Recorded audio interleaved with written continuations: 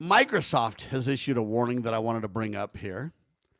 They say that its experimental AI services in Windows 11 could potentially download and install malware. Broadcasting live from atop the Rocky Mountains, the crossroads of the West. You are listening to the Liberty Roundtable Radio Talk Show.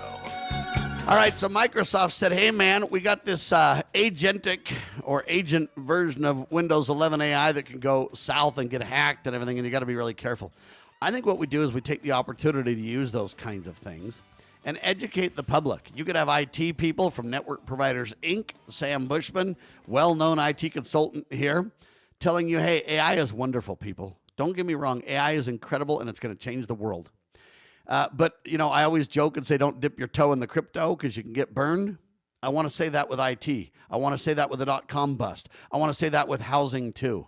You've got to back off and let the markets evolve as they do. Everybody shouldn't jump into and depend on AI so much that you can't survive or function without it. You need to set up backup plans when AI is not available. Okay, just think about your cash register at your gas station or your grocery store or wherever. When the power goes out, you've got, you know, people that run the cash registers there that don't even know how to count out change. They literally can't open their cash registers because there's no electricity. They literally can't do any business. You need to realize that AI is like that on steroids. The more it gets control of your business, the easier it will be for, if it's not available, to cause a problem. So I was working on a project over the weekend to make the point, and Cloudflare was having a problem. So therefore, ChatGPT was having a problem. And I had ChatGPT write about 10 versions of an article and some things that I was working on, a letter. And then all of a sudden, ChatGPT went out in the weeds. And it started going backwards, and it started getting confused, and it started having segment fragments and confusion. And I didn't save the latest great version. Why? Because I just thought, well, I'm almost done. Let me finish. Well, the end of the day, what happened was ChatGPT went out in the weeds. ChatGPT first said it didn't have a problem, and then when I proved that it did, it went, oh, you're right. Yes, I'm having a problem. Yes, this is all due to this outage and everything else. Hopefully, I'll be back online and able to help you soon. I eventually had to just rewrite the whole thing all by myself and start over. And so I think consultants and educated people, professionals in given areas, can educate and slow this down and say, listen, you know, Windows 11 cranking up AI, that's neat. It should be experimental. But be very careful because it faces security risks and it will affect your businesses. And I think that you could use education. And I think in most cases, education can change the game for a lot of these discussions, Eldon. Whether it be the housing market, the dot-com market. Just imagine the professionals would have warned about the dot-com market saying, this thing's heating up way too fast. This thing, okay, and AI is like that. You're going to have power outages if we crank up AI power generation so fast. Pretty soon you're going to be able to get on ChatGPT, but you won't be able to grow your crops. Pretty soon you'll be able to, you know, you won't be able to cool your house or heat your house, but you'll be able to get on ChatGPT. It's like I used to joke when they said we're going to use corn for fuel. I'm like, yeah, you'll drive around hungry. It won't be fantastic at all. Okay, we can warn and educate, and I think the court of public opinion, if done correctly, can really change the markets, can really cool the markets and say, hey, AI is wonderful, guys, but let's not get ahead of ourselves. It's only 3 years old. In 22, ChatGPT came out with this big thing. It changed the world. I get it. And I don't have any problem using it. I'm not an AI hater or against it or telling you the sky is falling like Chicken Little.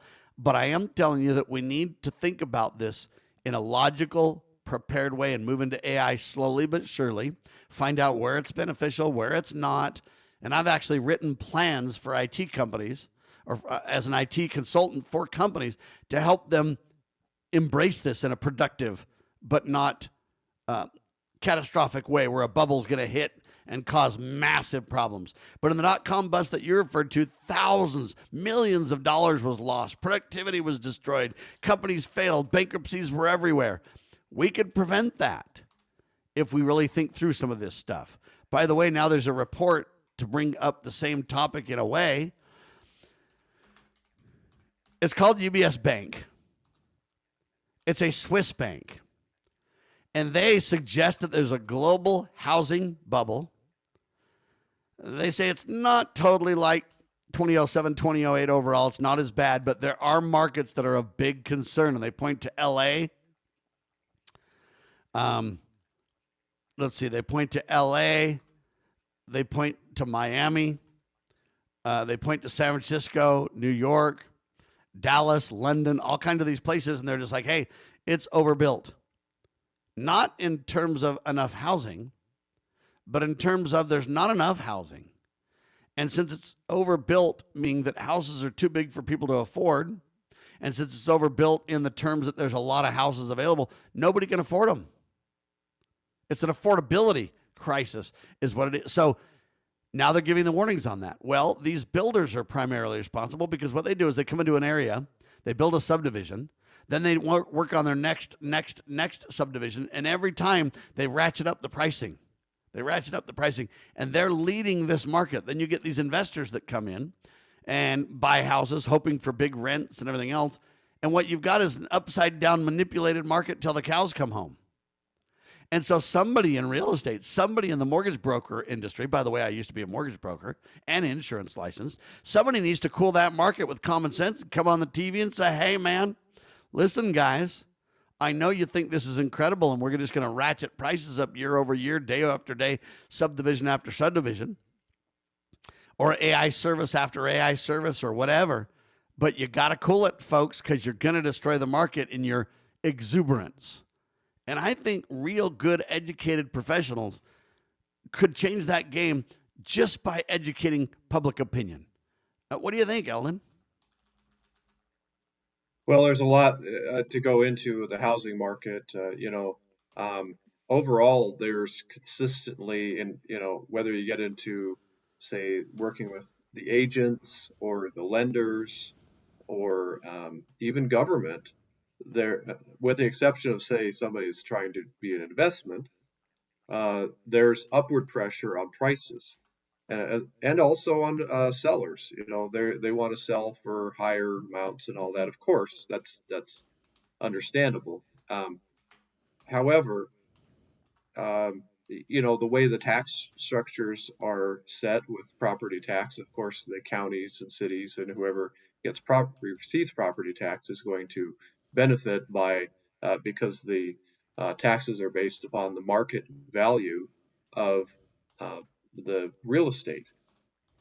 And when it goes up, then the government entities get more in tax money, regardless of whether they actually do more. That works well for the governments, of course, but See, I don't think so. I think it works well for the government if you just look at a short term slice of the pie.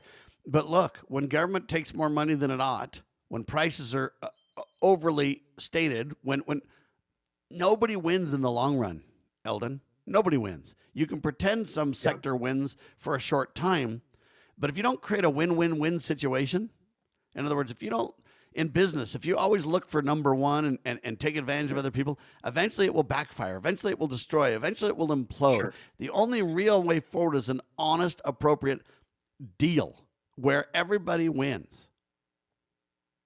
Yeah, I It's would the agree with only that, of real course. economic way forward that makes sense. That's what the free market, that's what the capitalism is based on. Naked capitalism is a problem, but honest, appropriate, moral based capitalism is the unsung hero the world's seen from American history, but rarely Yeah, practiced. yeah, you're right. It's there have been many deviations from the principle of free market, yeah, in our country's history, and the housing market might be a good example of that. There's been many interventions from the federal government and from other entities that just want to treat it as a cash cow or a big ATM. And so, you've got the consumer kind of stuck in the middle of all that, where we end up being essentially enslaved or kind of a feudalistic type of a situation with regard to our housing, rather than even the pioneers, even though they built modest houses themselves, it was their own house. They weren't working forever for that house or that land. It would be much better, I think, of course, if people had more modest houses. But it's always nice to have a bigger house or whatever, but the thing is, it's kind of like a car. You might say, well, I'm driving around in this fancy dancy expensive car, but for a lot of those people, unfortunately, they don't own the car. They're financing it and they're paying through the nose for it, just so they can maybe look nice. But I'm certainly Amen. happy for people that earned that car and they own it free and clear. That's a Well, for wonderful sure. thing to And, celebrate. and that's why I say we've got to cool this off, though. Americans need to realize that their lifestyles aren't sustainable. I mean, we've talked about refrigerators, Yeah, for example, and the refrigerators that came out in like 1928, I think is when the refrigerator came out, and they were pretty small. Now they're way efficient and huge. How big of a fridge do you really need? Okay, same with your house. The average house was around, I think, 1,000 square feet in the 70s, 1,500 a little later. Now it's like 2,600 square feet or something. Do we really need that much house? We have less people in the house and double and triple the house size. And yeah, then we say we got to have AC to cool it, and we got to have heating to heat it, and we've got to have killer internet to ran to it. We gotta. And at some point, I'm saying, folks, we got to cool off and settle down a little bit there, Sonny. You can't yeah, pretend that your lifestyle in modern times with 5 TVs and 26 cell phones and whatever you got going on, massive freezers and fridges, and you can't just act like, oh man, I can't keep up with the lifestyles of my ancestors. You can't, one, from a dollar's point of view, but two, from an expectation, your footprint point of view. And I'm not an environmentalist. I'm just pointing out the truth. All right, Eldon Stahl with me, ladies and gentlemen. You're watching Liberty Roundtable Live, syndicated by the Loving Liberty Networks, lovingliberty.net. Spread the word, share the love, and God save the Republic of the United States of America.